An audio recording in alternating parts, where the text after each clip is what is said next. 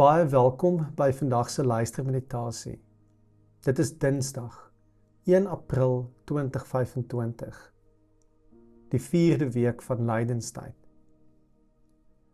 Ons staan vandag stil by 2 Korintiërs 5 vanaf vers 16 tot 21 in die 2020 vertaling. Dit is 'n teksgedeelte wat ons uitnooi om nie op die uiterlike te beoordeel nie, maar dieper te kyk, na binne, en om alles deur die lense sien van God se nuwe skepping in Christus.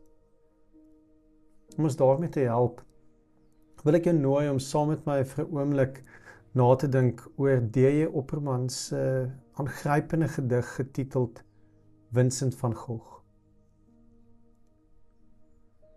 Jy het as 'n miskende heilige vergeefs geveg teen die ellende en die onreg in die krotte van die myn, in agterbuurtes en op landerye. Slegs die pyn en skrikkelike stryd van God leer ken, wat mens en boom verknot in sy kramptrekke. Maar eers toe jy die koringgerwe in aanbidding van die son kon verwe, boere, wasvrouens en gepynigde gesigte, die kantelende landskap in die snelle ligte, geel en groen en blou, alles met koorsige gevlek tot branding van die skone kon verwek. Toe is sy hartstog eers in jou volbring, soos groen sipresse tot 'n vlam verwring. As deel van ons pelgrimsreis op pad na Golgotha, het ons 7 lydenskerse waarvan ons elke week 'n kers doodblaas. Vandag blaas ons die 4de kers dood. Terwyl die lig vir 'n oomblik nog voor jou skyn, wil ek jou nooi om na te dink aan dit wat jy sien. Wat sien jy in jou lewe? Wat sien jy in jou gemeenskap? Wat sien jy in die wêreld? D.J. Opperman herinner ons dat Vincent die stikkende en die seer van die wêreld raak gesien het en moedig gepoog het om dit na die oppervlakte te bring. Raak vir 'n oomblik bewus van daardie seer en lyding en pyn wat jy raak sien.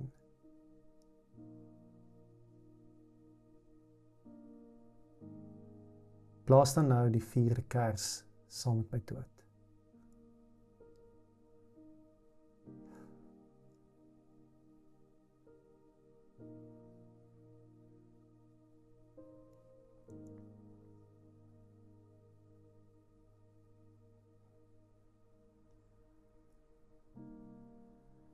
Maar eers toe jy die koringgerwe in aanbidding van die son kon verwe, boere, wasvrouens en gepynigde gesigte, die kantelende landskap in die snelle ligte, geel en groen en blou, alles met koorsige gevlek tot branding van die skone kon verwek.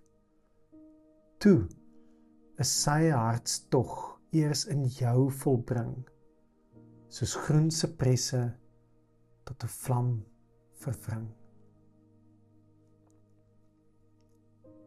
Die oorblywende 3 kerse wat voor jou brand, nooi jou om te sien, verby die rook van dit wat uitgeblaas is, dit wat dood is, dit wat gepynig is.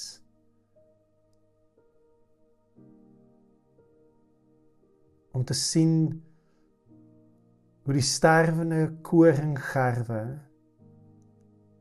na die lig gedraai is.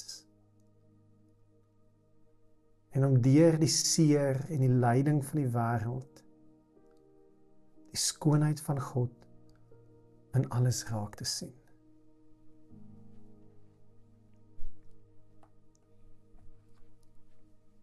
En so nooi Paulus ons dan ook in 2 Korintiërs 5 vanaf vers 16. Gevolglik ken ons van nou af niemand meer na sy uiterlike nie. Selfs al het ons Christus eens na die uiterlike leer ken, ken ons hom nou nie meer so nie. Daarom, as iemand in Christus is hy 'n nuwe skepping. Die ou dinge het verbygegaan. Kyk, hulle het nuut geword. En dit alles kom van God af, wat ons deur Christus met homself versoen het en aan ons die bediening van die versoening gegee het. Dit bestaan daarin dat God in Christus die wêreld met homself versoen het, deur hulle nie aan hulle oortredings toe te reken nie. En hy het aan ons die boodskap van versoening toevertrou. Ons tree dan op as gesandte ter wille van Christus, asof God self deur ons 'n beroep op julle doen. Ons pleit by julle om Christus ontwil. Laat julle met God versoen. Hy wat nie sonde geken het nie, hom het God ter wille van ons tot sonde gemaak, sodat ons in hom voor God geregverdig kon word.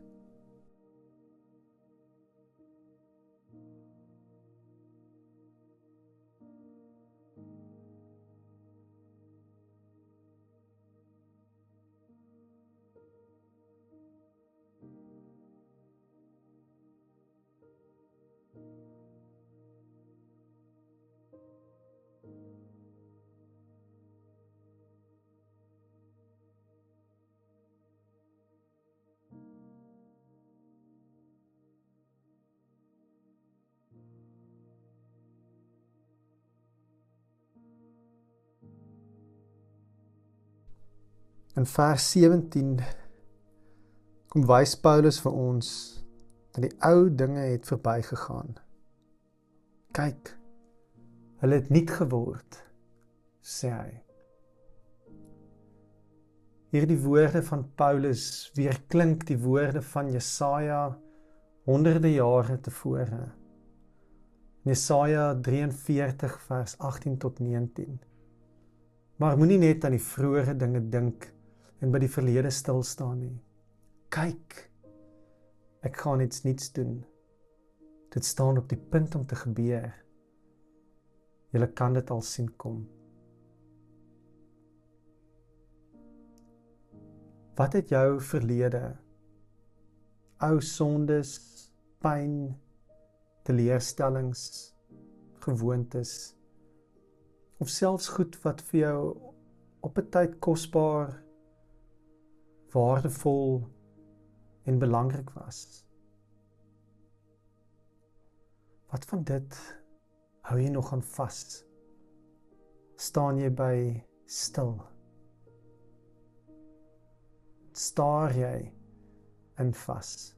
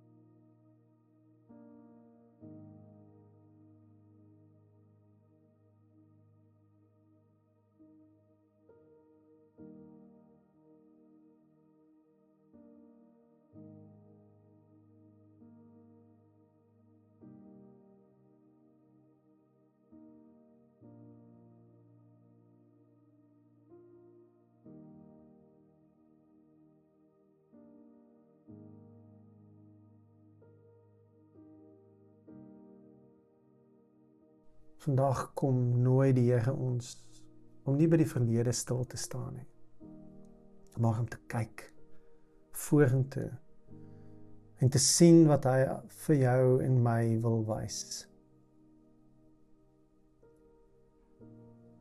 Hoe kan jy in hierdie week wat voor jou lê met nuwe oë kyk na jouself, na hulle rondom jou, na jou gemeenskap, in die wêreld waarin jy leef.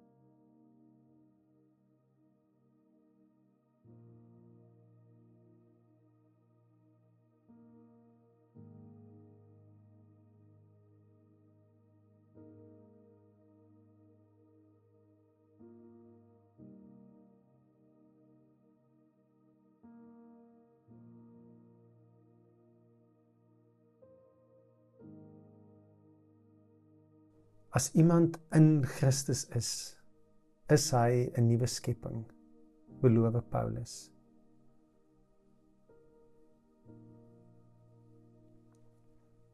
In lydenstyd word ons diep bewus van ons broosheid, van ons nederige liggame, soos Paulus in Filippense 3 oor nadink.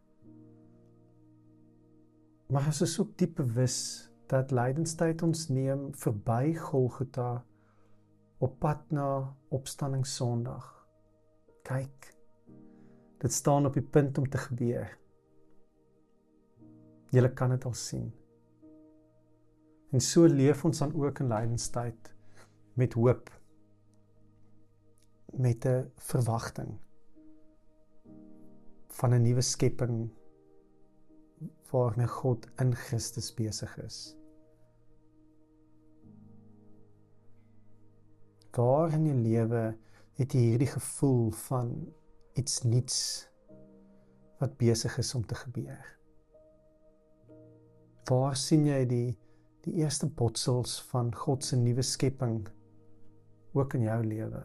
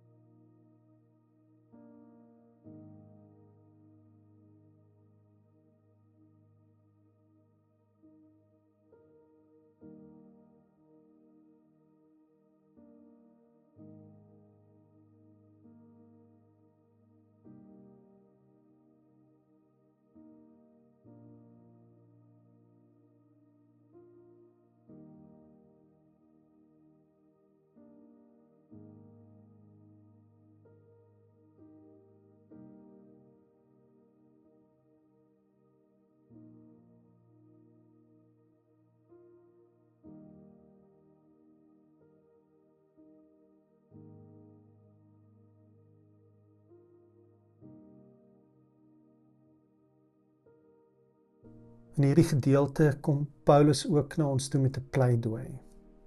Laat julle met God versoen. Hierdie nuwe skepping wat Paulus sien uitspeel in hulle wat in Christus is nie maar sommer net 'n outomatiese ding wat gebeur maar net oral in die wêreld sonder dat mense eintlik beheer het daaroor nie. Nee, daar's 'n aktiewe handeling wat nodig is.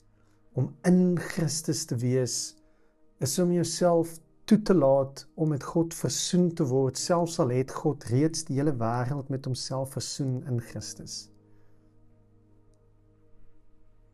Dit is 'n paradoks waarin ons moet tuiskom. Dis God wat versoen, maar dis ons wat onsself laat versoen.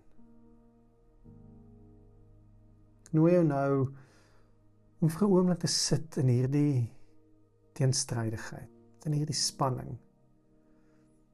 Aan die een kant met vrede en dankbaarheid oor God se versoeningswerk, maar aan die ander kant met 'n nederige openheid, dalk selfs skuldbelydenis.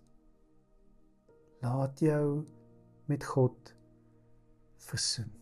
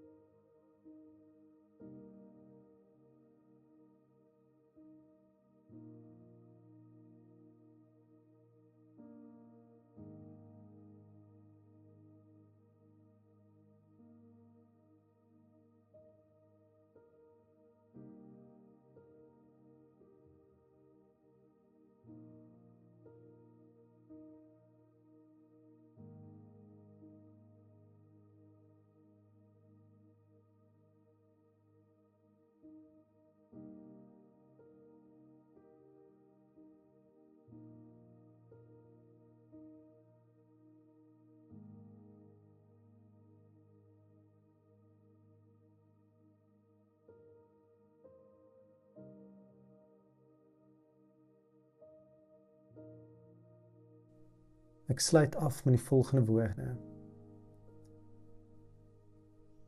Here, my versoener, dankie dat U die oue laat verbygaan.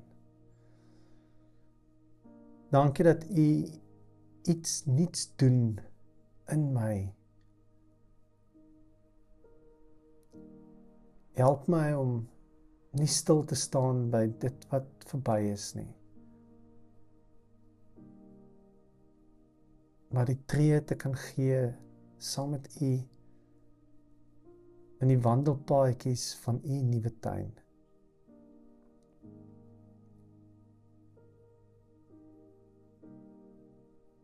Maak my oë oop om U botsels te sien, wat die eerste tekens wys van U skepingswerk in Christus. Amen.